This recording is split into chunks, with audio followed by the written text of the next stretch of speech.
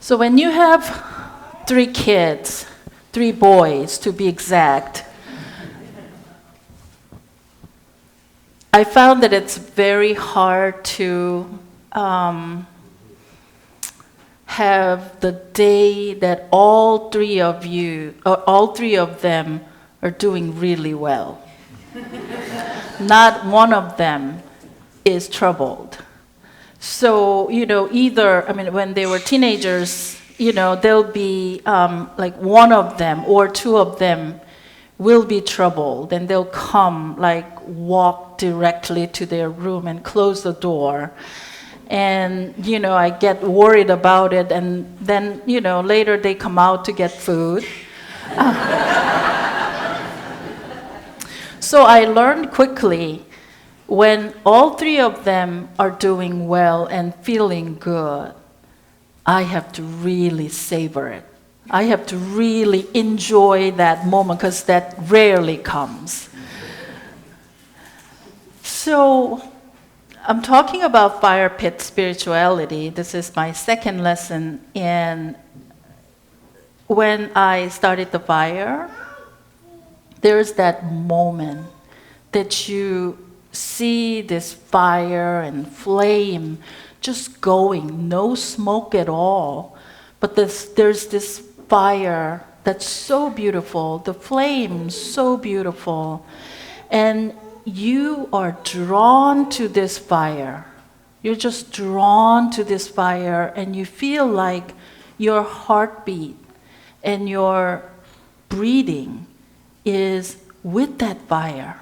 The fire, the surroundings very quiet, and it's at nighttime. There can be a lot of feelings that can come to you, like fear or, discomfort. But once you focus on that fire and flame, there's a moment that you become totally mindful and totally become one with the fire. And I think that that's the reason why I love fire pit. That moment, it takes a long time to get to that moment, to get the right kind of fire, and it doesn't last that long.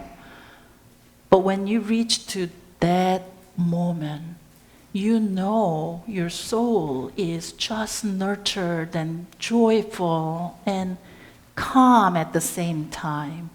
You're drawn to the fire, and you feel like, I always feel like this is what it means when Jesus said, I am in the Father and Father is in me. Because I feel like the fire is in me and I am in the fire. But before I reached to that place, I used to get pretty anxious, because I don't feel like I'm getting that moment quickly enough or easily enough. So the negativity creeps in, comes to you, your mind and heart, and, you feel like, why is it not happening yet? What did I do differently? Are these logs, okay? And what can I do to make it become, like the fire that I want? Can I have a control over it? So when I feel that way, that's when I totally become like negative, right? You don't reach to that place of mindfulness when I start worrying about it. Or how can I keep it going? Can I move? So once I was thinking I will get this fire going further, I turned around the log and it just flapped on the ground and the flame was gone. It's just stupid move because of my anxiety and because I was so, controlling, wanted to control. And I think the workers in the vineyard, the ones that came early, they were promised to get the daily wage, right? And that's the promise. And they were happy to have that promise to go into the work, go into the vineyard. They worked, all day long happily because they knew that they will get that daily wage. Didn't occur to them that they will complain later until they found out those who haven't worked as much as they did got the same wage. They were not compensated more than those who didn't work hard. So if you think it as like totally economic issue, you will all find it unfair, right? But if you consider this as the matter of grace, then you will feel differently. Those who came early and those who came late to work in the vineyard, they were all came in by the invitation of the owner. And they received the same amount of grace because God is gracious and God is fair. So there was no lack. There's no one who had less amount of grace. Rather, they all received the same amount of grace. I mean, if you think about this baptism, right? Chris was baptized not as a child, but as an adult. So you can see this as like him coming into the vineyard a little later, right? Do you have a problem with God giving him the same amount of grace and love that God has given to you? No, right? So we want him to even have more than us because he came in late, right? We're joyful, we're happy, and we're here, in this vineyard all these years, enjoyed praising God and worshiping God and working for the Lord. And he just got here. So we want him to get more of God's grace and love, right? Those moments like baptism, I know it took a little while, and I don't know if anyone was looking at the clock, but those moments are the moments that we so much celebrate and savor, right? When you see the kids being baptized and new Christian coming into this circle, that brings us so much joy. Negativity doesn't come in saying like 20 minutes happened, even 40 minutes. We don't go there. Rather, we savor, right? We savor it. And that's what we are invited in this church now.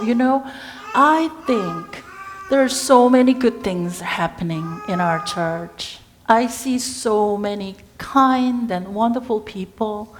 They work so hard to make this church roll and bring the glory of God to this world.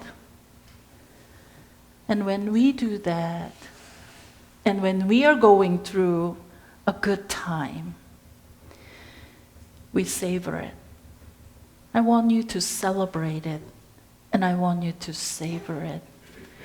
Because, we know the life cycle, right? The time that, we don't always have a good time, right? There will be time that we will be in trouble and some challenging things happen. But we'll be able to deal with it because we enjoyed and savored and celebrated the good time together.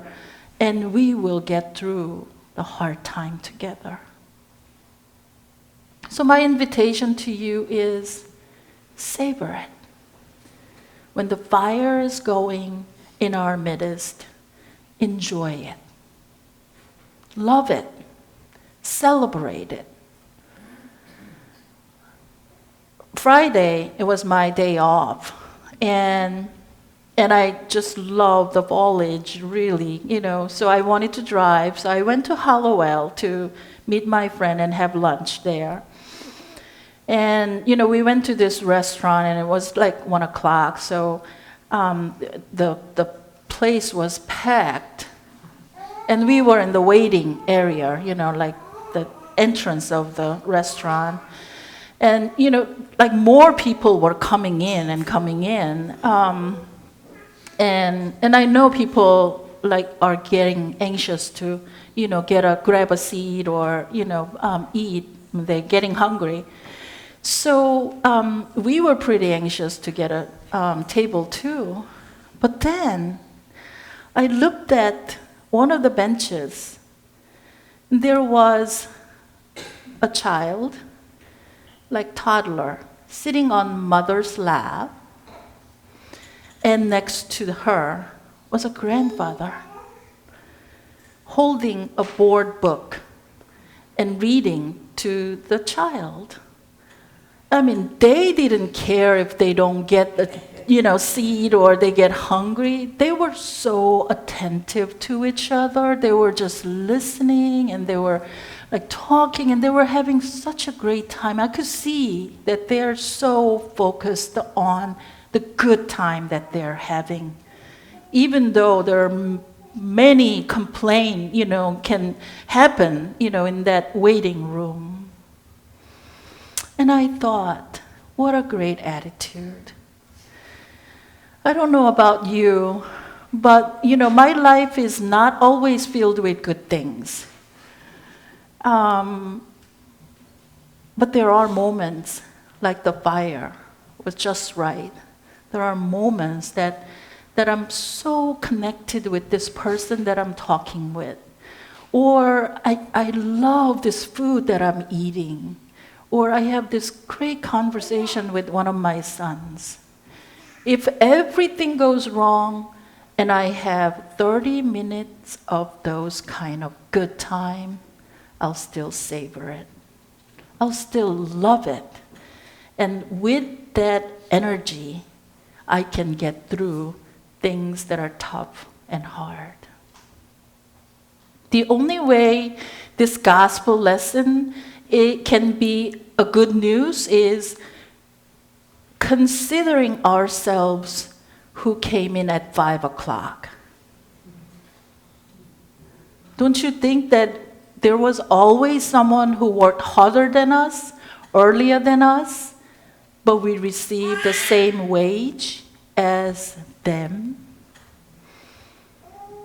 That's the only way we can hold this good news and be grateful. And whatever comes afterwards, we can savor it. So savor the good times of your life. God invited you to come to the vineyard. You took the invitation, came in. That's what matters. And God offered you generously and graciously what you need: the grace, love, peace, and wellness, the wholeness. So come to His vineyard. Savor the time.